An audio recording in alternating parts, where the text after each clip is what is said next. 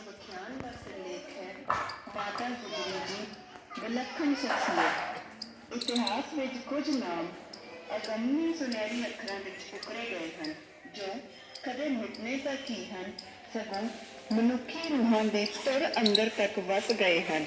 ਉਹਨਾਂ ਵਿੱਚੋਂ ਇੱਕ ਹਨ ਮਾਤਾ ਗੁਜਰੀ ਜੀ। 1699 ਈਸਵੀ ਦੀ ਵਿਸਾਖੀ ਦਾ ਦਿਨ ਸੀ।